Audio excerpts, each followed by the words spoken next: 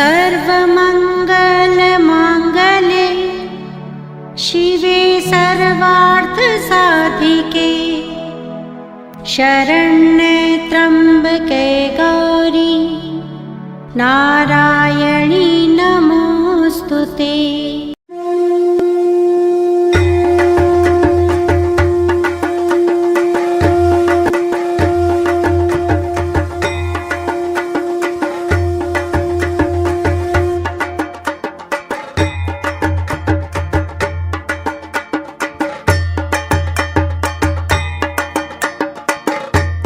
ऐसा कह दिया सत्यव्रत ने कि मुझे जीने का शौक नहीं, अब अगर जिंदा रहूंगा, मरना नहीं, आत्महत्या की बात नहीं सोची कि जिंदा रहूंगा तो अब एक ही काम करूंगा, तुम्हारी साधना करूंगा, तुम्हारे दर्शन को प्राप्त करूंगा। दर्श पाने को यानी तुम्हारा दर्शन करना है, तभी सद्बुद्धि स्थिर रहेगी, वरना फिर आएगी फिर जाएगी। अब यहां पर मां ने उसे दर्शन दिया और मां ने कहा, पुत्र गलती पछतावे का आंसू तो बड़े बड़े पापों को धो देता है। तुमने पछताया, तुम्हारे पाप धुल गए, लेकिन हां अब नया नहीं करना, नहीं तो ये अच्छा रहा, करो फिर पछताओ, फिर करो फिर पछताओ, फिर जैसे छोटे बच्चे करते हैं, मिठाई खाते हुए पकड़े गए, अब आगे से नहीं खाएंगे, आगे से नहीं खाएंगे, फिर दूसरे दिन फ्रिज खोल दी, फिर पकड़े, फिर आगे से नहीं खाएंगे, आगे से नहीं, मैया मोरी मैं नहीं माखन खायो, मैं नहीं माखन खायो, और जब पकड़ लिया कायदे से तो कहा मैया मोरी मैं नहीं माखन खायो। तो कहने का तात्पर्य वो बचपन में तो ठीक लगता है, लेकिन बड़े होने पर बार बार गलती अच्छी बात नहीं। कानून भी माफ नहीं करता, कानून पहली गलती पर तो दया भाव से विचार करता है, दूसरी में फिर भी कहता है चलो सावधान हो जाओ, तीसरी के बाद कहता है ये तो अब क्रिमिनल हो गया, ये तो इसको आदत पड़ गई है, फिर सजा देता है, वो कठोर सजा फिर हो जाती है। तो मां ने सावधान किया, किस बार तुम्हें माफ किया, और सुनो अब जो है वो तुम्हारे पिता के दूत आएंगे मेरे कृपा से, तुम्हें सम्मान के साथ ले जाएंगे, और महाराज अब वानप्रस्थ आश्रम में जाएंगे, तुम्हें राजा बना देंगे, लेकिन ध्यान रखना अब गलती नहीं करना। और ये चला गया महाराज, बिल्कुल बजा सकते हैं, मां की आशीर्वाद से उसका भाग्य बदल गया। थोड़ी देर में राजा के दूत आए, सम्मान के साथ लेकर गए, राजा ने गले लगाया, कहा तुम्हें अपनी गलती का एहसास हो गया, बस यही कराने का एक पिता और माँ का फर्ज होता है, कभी प्यार से समझाइए, कभी थोड़ी सजा दे के समझाइए, कुल मिलाकर गलती का एहसास हो जाए। और अगर उसकी में ये आदत पड़ती जा रही कि गलती का एहसास नहीं कर रहा महाराज, लाख समझाने के बावजूद, तो थोड़ा सावधान हो जाइए, दिशा फिर गलत है, और उसकी गलती को ढकने का प्रयास तो बिल्कुल मत करिए, इससे आप उसको बढ़ावा देंगे जाने अनजाने में। अक्सर माताएं गलतियों को छुपा कर पिता को सामने नहीं ले आती हैं ना, जब पिता शांत अवस्था में हो तो धीरे धीरे बहुत प्यार से समझाइए, बात कहने का भी तरीका आना चाहिए। जैसे राम को जब 14 वर्ष का वनवास हुआ तो माँ कौशल्या के पास जब उनके कक्ष में गए तो रामचरितमानस ध्यान से पढ़िएगा, अखंड रामायण बहुत होता है, लेकिन सुर कहीं, ताल कहीं, लय कहीं, अब वो चिल्लाते हैं, मेरे तो कुछ पल्ले नहीं पड़ता क्या हो रहा है, ये बस होना है कि आज शुरू हुआ इतने बजे, कल इतने बजे ख़त्म करना है, और उसके बाद भंडारा होगा। भंडारा पीने का सबकी होती महाराज, अन्यथा मत लीजिएगा, और ले भी लीजिएगा तो मेरा क्या बिगाड़ लीजिएगा। जितने भी कथा में लोग बैठे ना, भंडारा वाला दिन देखिएगा इसके 10 गुना लोग आएंगे, जबकि भंडारे के नियम सुन लीजिए महाराज, भंडारे का प्रसाद लेने का अधिकार सिर्फ उसे है जो कथा में कम से कम एक क्षण के लिए भी आया हो। भाई आप मंदिर जाएंगे तभी तो प्रसाद पाएंगे, अगर आप कथा सुने बिना, चाहे वो क्षण भर भी, अगर उस प्रसाद को लेंगे तो फिर वो प्रसाद नहीं है आपके लिए सिर्फ वो भोजन है महाराज। अच्छा नहीं लगा क्या? आप तो हैं, चिंतित क्यों हैं? आपको तो भंडारे का निमंत्रण है, जो नहीं है मैं उनकी बात कर रहा हूँ, आप चिंतित क्यों? आप तो तालियां बजाइए जोर से, जैसा उनको भी पता चले कि कथा में आना पड़ेगा, चाहे वो क्षण भर के लिए, तब तो आप भंडारा के अधिकारी हैं। और केवल भंडारा खाने, कुछ लोग बैनर्स में ये देखते हैं कथा, बाकी नहीं पढ़ते, भंडारा, हाँ भंडारा 29 तारीख दिन 12 बजे से प्रारंभ, कहाँ कब तक? कहे हरि की इच्छा तक, सबको बताते भंडारा चलना है ना, कथा नहीं बताते, कथा इतने बजे से। मैं सबकी बात नहीं कर रहा हूं, कुछ लोगों की बात कर रहा हूं। बाकी तो बहुत आदरणीय, देखिए एक से एक आदरणीय सामने बैठे हैं जिनके व्यक्तित्व को देखकर मैं आनंदित हो रहा हूं महाराज। वो कथा प्रेमी है, कथा प्रेमी है। और वो उस दिन अगर भंडारा में आते हैं तो प्रसाद भाव से आएंगे, उनको भोजन नहीं करना है, वो तो थोड़ा सा लिए काम खत्म कि कथा सुने, थोड़ा हवन का धुआं लिए और थोड़ा प्रसाद लिए, कथा मेरी पूरी हो गई, उस भाव से वो आएंगे।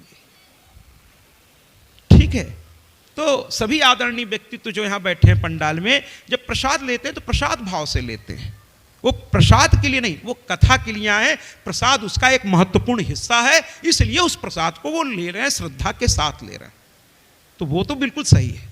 लेकिन जो कथा से जिनका कोई लेन देन ही नहीं है, सिर्फ भंडारे में आते हैं महाराज, तो मैं उनके लिए अब क्या कहूं।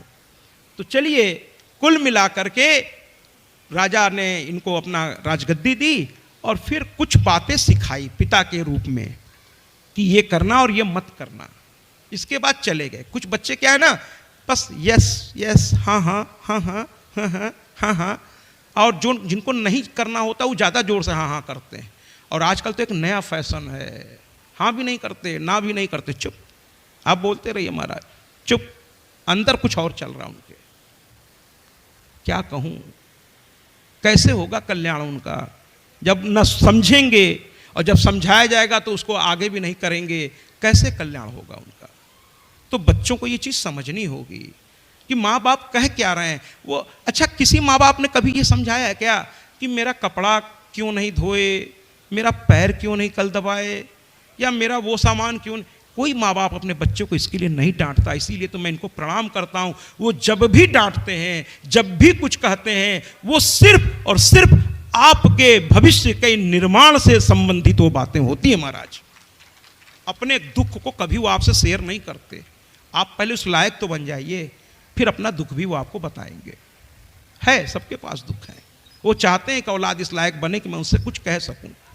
आप उस लायक बनो पहले। तो सत्यव्रत को वो चले गए। अब सत्यव्रत बैठा, पिता की बात उसने नहीं सुनी, माँ की बात, चूंकि भक्त नहीं था, बस दुख पड़ा इसलिए भक्ति जग गई। लेकिन जैसे ही सुख आया, यही होता महाराज, जब सुख आता है तो लोग भगवान और भगवान की बात दोनों भूल जाते हैं। यही तो समस्या है महाराज, यही समस्या है। यहां पर एक बात मैं कहना चाहूंगा, चलिए फिर इसको कभी। महेंद्र जी के यहाँ कथा हो रही थी और वहाँ एक घटना घटी जो बहुत अगर वो हुई होती तो बड़ी गंभीर हो गई होती। चलिए कही देता हूँ, 2 मिनट लगेगा। आपके बहनोई साहब थे, उनकी कई संतान मर चुकी थी, पुत्र की सुख उनको नहीं प्राप्त। ऐसा उनके ज्योतिष को देखने के बाद बात समझ में आई। तो कई पुत्र मरते चले गए, एक पुत्र बचा। तो उन्होंने गाड़ी ली थी और इनके सगे बहनोई हैं, वो बहन भी सगी है, लेकिन इनके भाव और उनके भाव में बड़ा अंतर है, बड़ा अंतर है महाराज। तो उसी गाड़ी से मुझको रोज कथा स्थान तक ले जाया जाता था। तो एक दिन इनकी सिस्टर ने मुझसे आकर के मंच पर, सभी प्रणाम करने आते हैं, तो धीरे से कान में कहा, महाराज जी गाड़ी कैसी लगी। तो मेरे एक स्टाफ का एक व्यक्ति ये सुन लिया, माता जी आइए इधर आइए, उनको किनारे ले गया, कहे आप किससे पूछ रही हैं। और वो भी इतने थोड़ा अलग तरीके से उन्होंने पूछा कि गाड़ी में आप बैठते हैं, अच्छा तो लगता है ना, मेरी गाड़ी अच्छी है ना। तो वो मेरा स्टाफ उनको थोड़ा दूर ले गया, कहे आप किससे पूछ रही हैं, है ना। जो मतलब खुद अपने घर में गाड़ी को खड़ा करके जो पैदल निकल पड़ा हो, उससे आप गाड़ी के बारे में पूछ रही हैं। जिस दिन से गुरु माँ इस संसार में नहीं रही, उन्होंने उस गाड़ी पे चढ़ना बंद कर दिया, और उससे आप पूछ रही हैं गाड़ी के बारे में। अरे उन संत हैं, लेकिन कभी उनके घर आके देखिए। बल्कि मैंने उस बात में उसको डांटा, क्यों कहा तुमने ये सब। कहे उनके यहाँ गाड़ी जो है धूल खा रही है, और उसने नाम भी बता दिया उस गाड़ी का, उससे उनको कीमत का अंदाजा हो गया। कहे वो डायरेक्टर पद पे रहे हैं, आप उनसे पूछ रही हैं। बस संत भाव है। बल्कि आपको तो ये उसके शब्द हैं कि आपको तो ये कहना चाहिए कि आपके बैठने से, जैसे बच्चा, सौभाग्य है कि नहीं, यहाँ सौभाग्य है क्या। सौभाग्य इतना छोटा है लेकिन बड़ी प्यारी बातें करता है। उस दिन गाड़ी लेकर आया, अपने घर लिवा जाना था इसको, तो कहता क्या है कि आपके चरण पड़ने से मेरी गाड़ी आज पवित्र हो जाएगी। ऐसे बच्चे के भाव को जरा तालियों से स्वागत करें, बड़ा छोटा सा है वो क्या। तो कहता क्या है कि आपके चरण पड़ जाए तो मेरी गाड़ी पवित्र हो जाएगी। भाव ऐसा होना चाहिए। तो कुल मिलाकर के वो चली गई। कुछ दिन के बाद, जिस दिन इनके यहाँ आखिरी कथा होनी थी, उस दिन एक कार्यक्रम उन्होंने रख दिया। उस कार्यक्रम के बीच में, जब एक कार्यक्रम चल रहा है तो बीच में दूसरे कार्यक्रम को नहीं लगाना चाहिए। अरे कार्यक्रम पूरा हो जाने दीजिए, फिर उसको दूसरा कार्यक्रम। लेकिन उन्होंने जबरदस्ती रख दी, और जब भीड़ इकट्ठी हो गई अच्छी खासी, तब उस कार्यक्रम को उन्होंने शुरू किया। सारी गलती एक के बाद एक। तब उस कार्यक्रम को शुरू किया, क्योंकि उस समय पूरा कैमरा ऑन हो जाते हैं, नेट चालू हो जाता है, भीड़ बहुत है। वो भी चीज मेरे समझ में नहीं, कथा मुझे रोकनी पड़ी आधा घंटा, क्योंकि वो पूरा कार्यक्रम उन्होंने किया, तब तक कथा रुकी रही। अब मैं बैठा हूं, बाद में मैंने थोड़ी फटकार लगाई, क्योंकि गलत चीज मैं तुरंत मना करता हूं। ये पीठ ऐसा है जहां से गलत को गलत और सही को सही कहना पड़ेगा। ये व्यासपीठ है। और उस दिन क्या हुआ कि लड़का, चूंकि वो थोड़ा भक्त है थोड़ा सा, तो इनके साथ रात दिन लगा रहता था। और माँ ने एक नया कार्यक्रम उसमें शुरू कर दिया, माता पिता ने। कुछ कुछ ऐसे भी लोग होते हैं। अब वो रात में जा करके अपने सगे संबंधियों को गाड़ी में बैठा करके लेके आने लगा। और एक चौराहा है जिसको लोग वहाँ कहते हैं, बड़ा अमवा, बिसंडा के पास के हैं ये। तो एक चौराहा वहाँ कहीं पड़ता है, तिराहा, जो खूनी तिराहा कहा जाता है। वहाँ आए दिन एक्सीडेंट होता है। और अंतिम दिन की कथा होनी है महाराज, और रात का समय है। और ये बच्चा रात में गया, किसी रिश्तेदारों को बैठा करके गाड़ी से लेकर आ। उसी तिराहे पे पता नहीं, अभी नौसिखिया, नई नई गाड़ी, नया नया ड्राइवर, इसने पता नहीं कैसे घुमाया, और वो गाड़ी खाई में पलट गई महाराज। पूरी भरी हुई गाड़ी खाई में पलट गई। राम जी वहाँ के बड़े आदरणीय व्यक्ति हैं, भाजपा के नेता हैं। मुझे उनके ही घर में ठहराया गया था। वहाँ उनकी माता जी बड़ी वृद्ध हैं, मैं उनको प्यार से मैया कहता हूँ। बहुत प्यार मिला उस परिवार से। एक आध दिन वो आएंगे, और वो शायद संभवतः जल्द ही आएंगे। वो कह रहे थे, महाराज मैं एक दिन के लिए आपको ले जाऊँगा, क्योंकि अगर मैया को पता चला महाराज जी बांदा से आकर के अमवा नहीं आए, तो वो मेरा जीना हराम कर देगी। तुम आप चलिएगा मेरे साथ थोड़ा घर। मैया कहती है अपने हाथ से उनको रबड़ी खिलाएंगे, उनके यहाँ गाय बहुत हैं। तो एक दिन हो सकता वो आए। इस समय खेती का थोड़ा काम में बहुत व्यस्त हैं, वरना वो कब के आ गए होते। उनकी खेती बाड़ी बहुत ज़्यादा है, 60 बीघे शायद काश्तकार हैं। तो कुल मिलाकर के राम जी, मैं सो रहा हूँ, राम जी लोगों को सूचना मिली, वो भाग करके वहाँ गए। गाड़ी चारों तरफ से एकदम डैमेज हो चुकी थी। लेकिन जब गाड़ी डैमेज हो रही थी महाराज, खिड़की के शीशे टूट गए, और आप आश्चर्य करते हुए तालियां बजाइए, उसके बैठे अंदर के लोग बाहर की ओर फेंका गए, बाहर की ओर फेंका गए। सब बच गए महाराज, एक खरोंच तक किसी को। बाकी अब एक्सीडेंट इतना बड़ा हुआ तो कुछ थोड़ा बहुत तो, लेकिन जान पर किसी के नहीं बनी, किसी के हाथ पर नहीं टूटे। राम जी जैसे ही मेरी आंखें खुली, दौड़ते हुए आए मेरे पास, कहे ये मूर्खित तो जो है महाराज, बताइए, एक कार्यक्रम में दूसरा कार्यक्रम, रात दिन एक आदमी बेचारा परेशान है, दिन दिन भर बिना खाए पिए ही दौड़ते रहते थे, अपने काम में व्यस्त थे। उसमें अब एक और काम डाल दिया गया इनके सर पर। अब ये करें तो क्या करें, मना कैसे करें उनको। बहन बहनोई का मामला था। हाँ, ये भी परेशान, मैं भी परेशान, सब परेशान। अब वो अपना किए जा रहे थे महाराज। इसी कार्यक्रम में उस कार्यक्रम को भी डाल दिया उन्होंने, अच्छी तरह डाल दिया। और ये घटना घट गई। अब मुझे पता चला, मैं कुछ नहीं बोला, मैं नित्य क्रिया किया। नित्य क्रिया के बाद धूप जला करके मैं माँ के सामने बैठा, और मैं फूट फूट कर रोया। मैं फूट फूट कर रोया, और मैंने कहा, हे मेरी माँ, तू भक्तों का लाज रखती है। एक भक्त जिसकी कथा चल रही है, और एक भक्त जो कथा कह रहा है, 8 दिन की उसकी तपस्या पूरी हो चुकी है, अब 1 दिन बचा है। ये तरह तरह की वृत्ति वाले लोग कैसा कैसा अपनी मूर्खता में, अगर 9वें दिन उस घर में लाशें गिर जाती महाराज, कथा रुक जाती।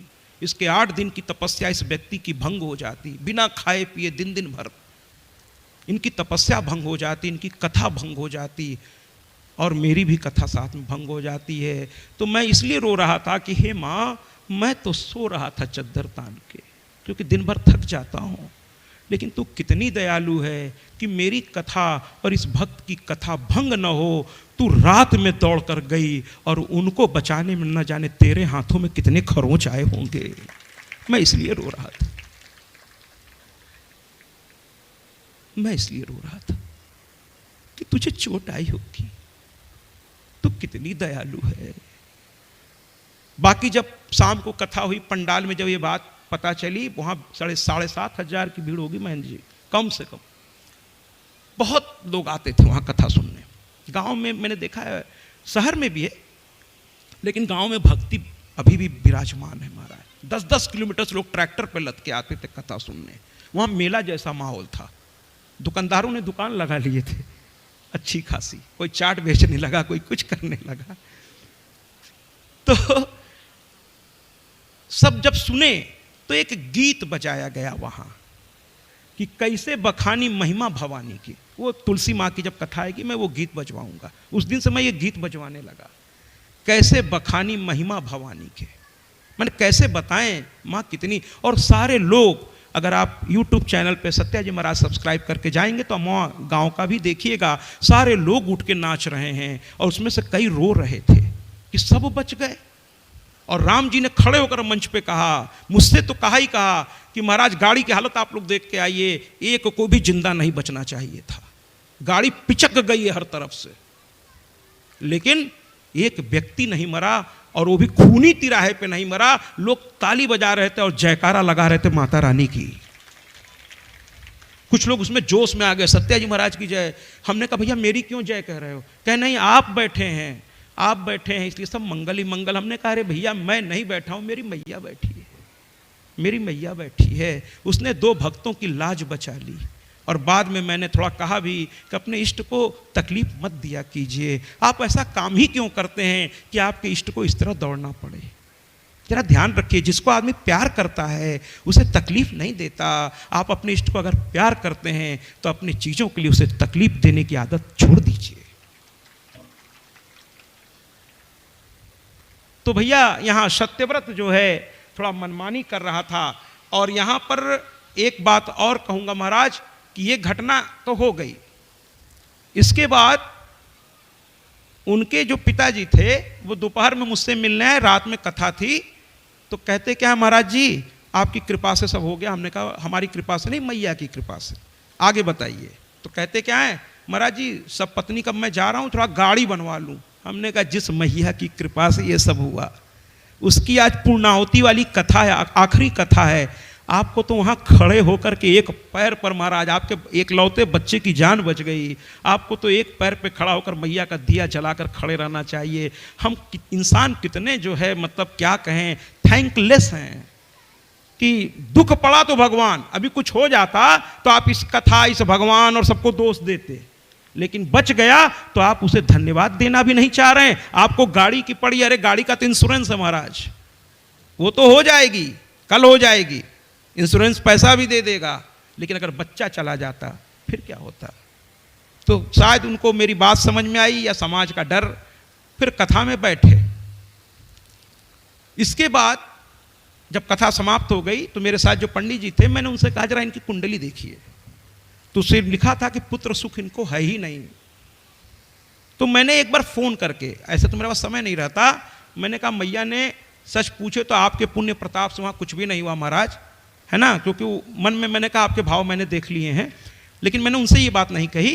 मैंने कहा उसके जो मामा है ना, जो रात दिन एक पैर पे दौड़ रहे थे, उनके पैसे से सारे लोग खा रहे थे नाना प्रकार के व्यंजन, और वो व्यक्ति दिन दिन भर जल नहीं पीता था। माँ का इतना दीवाना है ना। और दीवानगी की हद देखिए, आज इन्होंने रास्ते में मुझे देख लिया, मैं बामेश्वर महादेव जा रहा था, शायद बामेश्वर, ये अब मेरे पीछे पड़ गए, पीछे पीछे वहाँ पहुँच गए। और दीवानगी ये कि चप्पल छोड़ के मेरे साथ काफ़ी दूर पैदल चले आए। मैंने कहा आपका चप्पल कहाँ है? अरे महाराज जी तो वहीं छूट गया। हमने कहा अरे भाव में आके चप्पलें छोड़ दिए महाराज, बड़े दीवाने हैं। और ऋषि के पास काफ़ी देर रह गए, हम लोग नीचे चले आए। हमने पूछा लड़कों से वो कहाँ रह गए? कहे वो अभी बैठे हैं वहीं। हमने कहा अरे वो साधक हैं, कहीं मन में साधना जग गई और ऋषि के बगल में ध्यान लगा के बैठ गए। उनकी पत्नी हमको नहीं छोड़ेगी महाराज, जब से आपकी संगत की है ये, हैं, जब देखिए बस पूजा पाठ सा है। अगर कहीं सन्यासी हो गए महाराज जी तो मैं आपको छोड़ूंगी नहीं।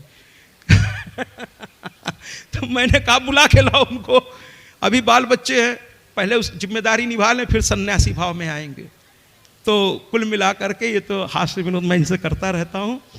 तो ये हुआ तो मैंने उनसे कहा कि देखिए उसके मामा के पुण्य प्रताप से हुआ है, और जब किसी के पुण्य प्रताप से कोई चीज़ मिल जाए, जैसे आज ये कथा श्रीवास्तव परिवार ने रखाई, आपको आनंद इसका आ रहा है, बहुत अच्छी बात है, आप सभी आदरणीय।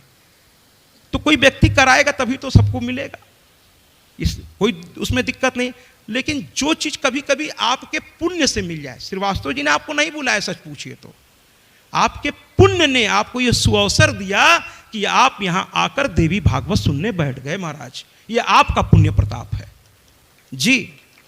लेकिन इस पुण्य प्रताप को बढ़ाने का एक तरीका और है महाराज, कि आज श्रीवास्तव जी ने कराया, ये इनका भी सौभाग्य और इनका पुण्य प्रताप है। लेकिन आप सबको भी सोचना चाहिए कि जब श्रीवास्तव जी करा सकते हैं माँ की कथा, इतना बड़ा अनुष्ठान, तो हम में से जो सक्षम हैं, जो नहीं है भैया वो तो खैर कोई बात नहीं, हाथ जोड़े माँ के सामने, लेकिन जो सक्षम हैं उन्हें तो मन में सोच लेना चाहिए कि आज नहीं कल, कल नहीं परसों, परसों नहीं नरसों, चाहे बरसों बीत जाए, लेकिन कभी न कभी माँ की ज्योत मैं भी जलवाऊंगा। तभी होता है देखा देखी पुण्य, देखा देखी पाप।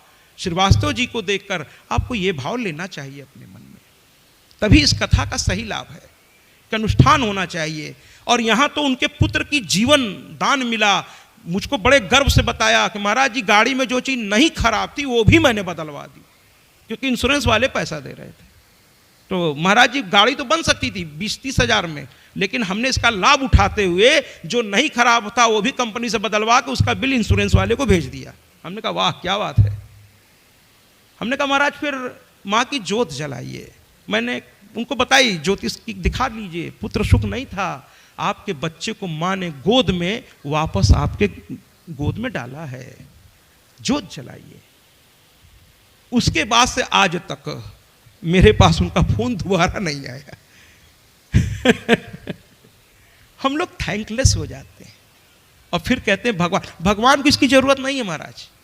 हम मनौती मानते हैं जाके मंदिरों में, और मनौती पूरी होने के बाद हम भूल जाते हैं। हम शादी से पहले निमंत्रण कार्ड जाके मंदिरों में चढ़ाते हैं, बहुत अच्छी बात है, बहुत अच्छा किया आपने कि सबसे पहला कार्ड आपने मंदिर में जाके चढ़ाया। लेकिन कार्ड का मतलब तो जानते ही होंगे ना भैया, आपने क्या किया, वहां के देवता को निमंत्रित कर दिया।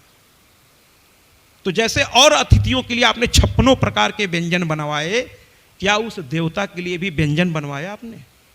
उसको बुला तो लिया आपने, क्या आपने व्यंजन बनवाए? क्या उसको आपने भोग लगाया? क्या आपने ये मन में मान लिया कि वो लोग आए होंगे, सबसे पहले उनका भोग लगा? अतिथि आए थे, mister Sharma, mister Pandey, mister फलाने, आपने आगे बढ़ बढ़ के सबका स्वागत किया, लेकिन उनका भोग हुआ क्या? उनकी स्वागत आचार्य जी से कह के कराया क्या? उनको भोग लगाया क्या? उनको आतिथ्य सत्कार दिया क्या? तो कार्ड दे करके बुला करके आप उनका आतिथ्य सत्कार नहीं किए, आपने उनका अपमान कर दिया महाराज।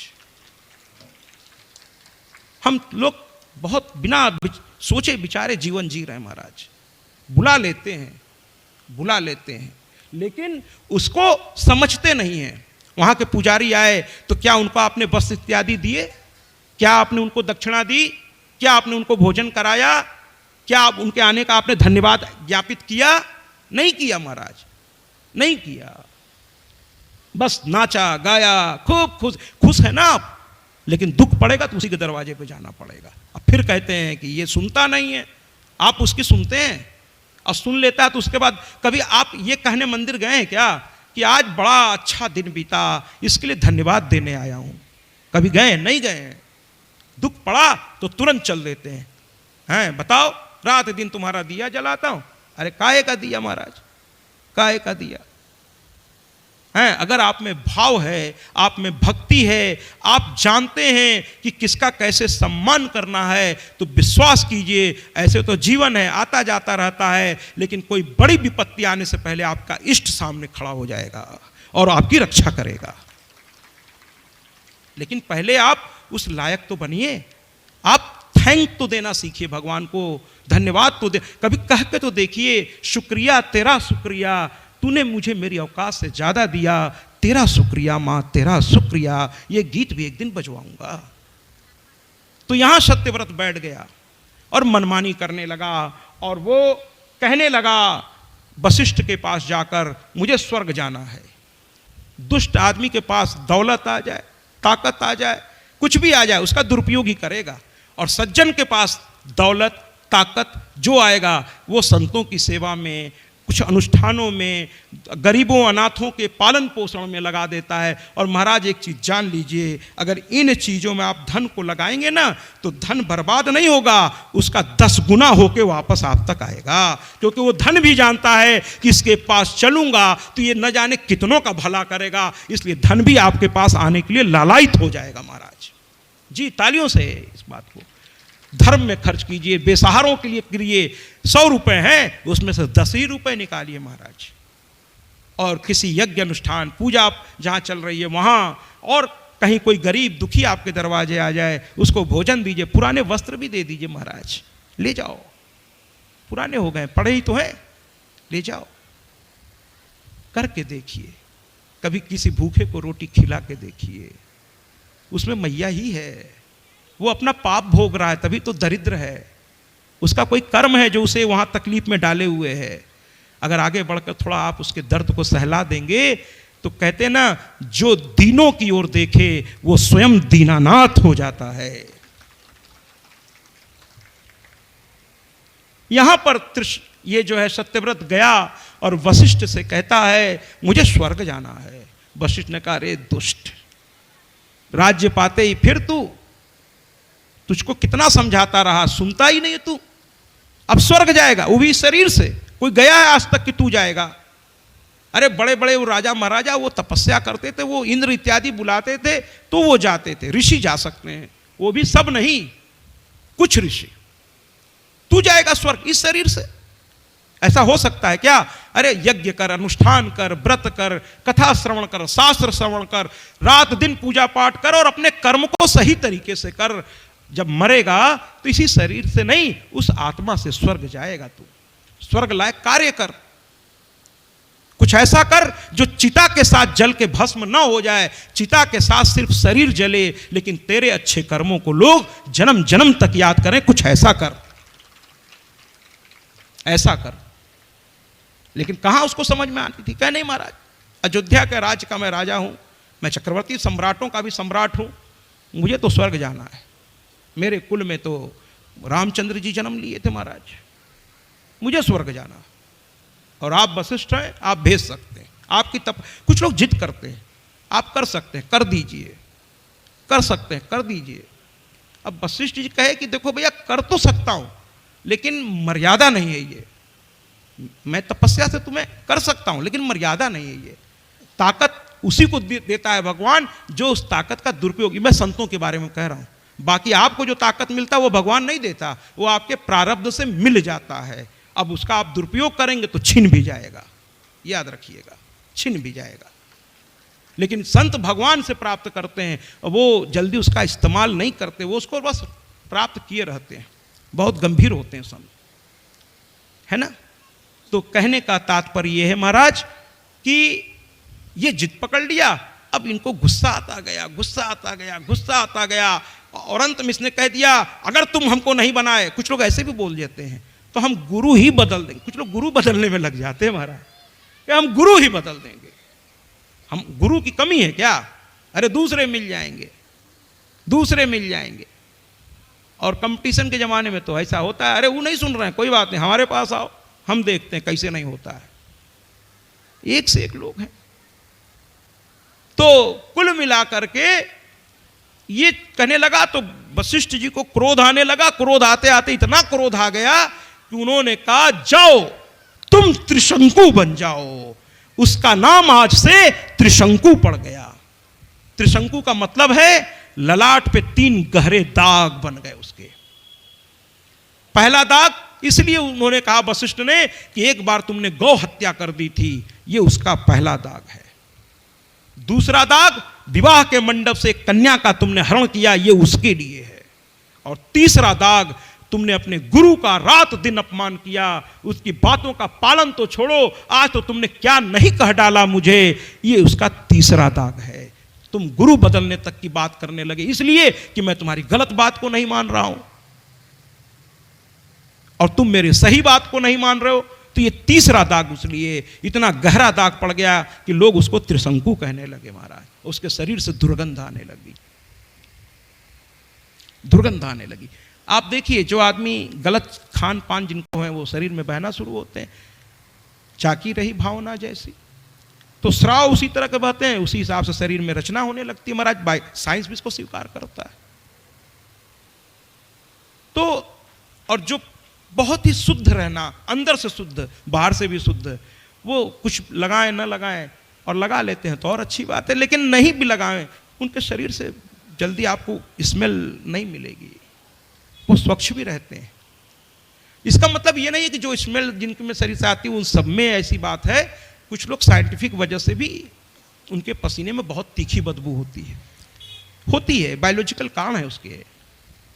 लेकिन अधिकतर जो खान पान जिनका शुद्ध नहीं है, जिनके विचार शुद्ध नहीं है, उनके शरीर में बड़ी दुर्गंध रहती है महाराज, क्योंकि अंदर जब गलत चीज जा रही है तो वो बाहर भी पसीने से निकल रही है।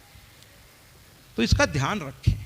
अगर आप पूजा पाठ में रहेंगे तो धूप की खुशबू आपके शरीर में जाएगी, हवन की ज्वाला की खुशबू आपके शरीर जाएगी। मंदिरों में जाएंगे वहां पुष्पों की खुशबू, धूप की खुशबू आपके शरीर को स्पर्श करेगी, तो महाराज आप में से खुशबू ही आएगी। लेकिन मदिरा की दुकान पे जाएंगे तो मदिरा की ही दुर्गंध आपके शरीर से आएगी। तो भैया चॉइस आपकी है, कैसा शरीर बनाना है। कंचन, जैसे हमारे हनुमान जी का था, कंचन बरन विराज सुबेसा, शरीर उनका सोने की तरह था, दमकता था। क्यों? बाल ब्रह्मचारी थे, बाल ब्रह्मचारी, और अपना हर क्षण अपने इष्ट के लिए करते थे। पूरे हनुमान जी के जीवन को देख लीजिए, अपने लिए कुछ करते थे क्या? राम काज की नहीं बिना मोहि कहाँ विश्राम, वो थे हनुमान जी। तालियों से स्वागत करें। राम काज की मैंने अपने इष्ट का काम, जो इष्ट ने सौंप दिया है वही करना है। राम काज, जब वो समुद्र लांग रहे थे, मैनाक पर्वत देवताओं के कहने पे निकला समुद्र के बीचों बीच, कहने लगा मुझ पर थोड़ी विश्राम कर लो, 60 योजन का समुद्र है, थोड़ा रुक जाओ बीच में। फ्लाइट भी जो लंबी होती है बीच में कहीं उतरती है थोड़ी देर के लिए, तो थोड़ा रुक जाओ। तो कहने लगे राम काज की नहीं बिना मोहि कहाँ विश्राम, मुझे कहाँ विश्राम है, अपने प्रभु के काम से फुर्सत ही नहीं है। लंका दहन किए, आग, सोने की आग, आप जानते हैं जो साइंस के स्टूडेंट रहे हैं कि कितने फ़ारेनहाइट पे जा करके सोना गलता है महाराज, कितने डिग्री सेल्सियस पर, बहुत ज़्यादा टेम्परेचर होना चाहिए, तब सोने की लंका जली थी। वो तपिश उनके शरीर में प्रवेश कर गई थी। दूसरा कोई होता छटपटा जाता महाराज, लेकिन उनको तो सीता को राम से मिलाना था। जब तक सीता राम से नहीं मिल गए, राम की राजगद्दी नहीं हो गई, तब भी उनको होश नहीं अपने शरीर का। ऐसा होता है भक्त। तो माँ ने एक दिन कह दिया, अरे पुत्र, माँ अपने बच्चों को बहुत अच्छी तरह जानती है। कहते ना, जहां दवा नहीं काम आती वहां माँ की दुआ काम आती है, ऐसी होती है माँ।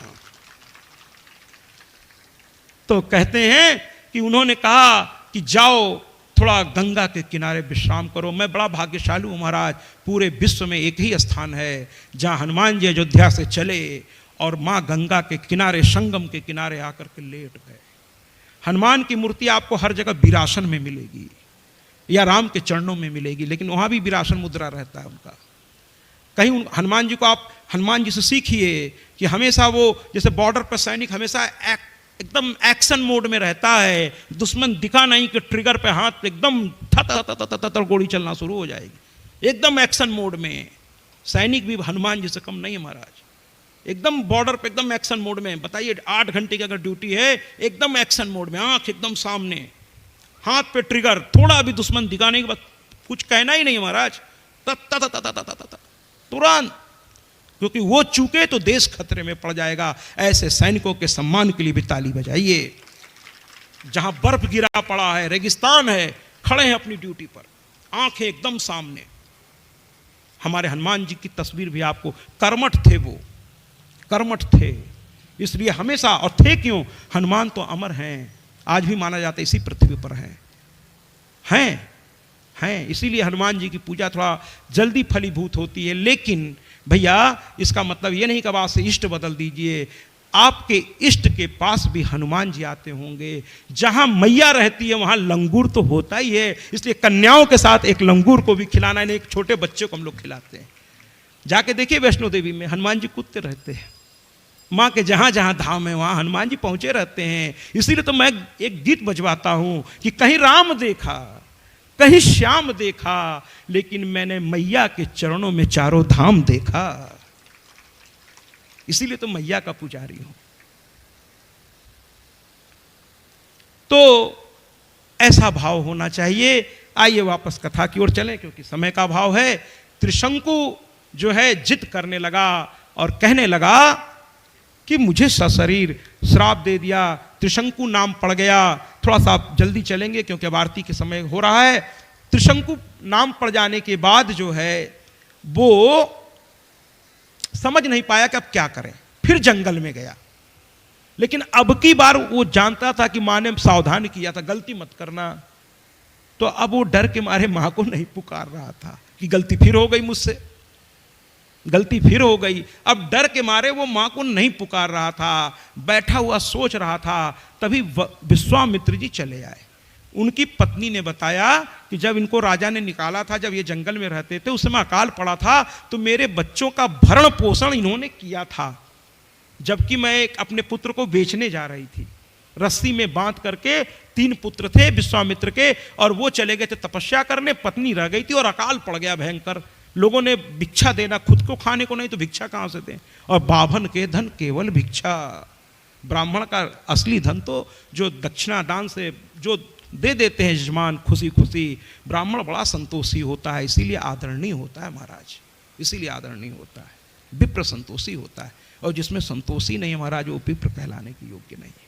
संतोष जो जिसने दे दिया, जिसने दिया उसका भी भला, जिसने नहीं दिया उसका। लेकिन हम लोगों को भी ध्यान रखना चाहिए, हम लोगों को भी ध्यान रखना चाहिए कि इनकी और कोई रोजी रोटी नहीं है, ये देवी देवता की सेवा में लगे हैं। और जिस नगर में, जिस गांव में, जिस समाज में ब्राह्मण और विद्वान भूखे रहने लगे, उस समाज को बहुत सारे तकलीफ होते हैं महाराज, ध्यान से समझ लीजिए।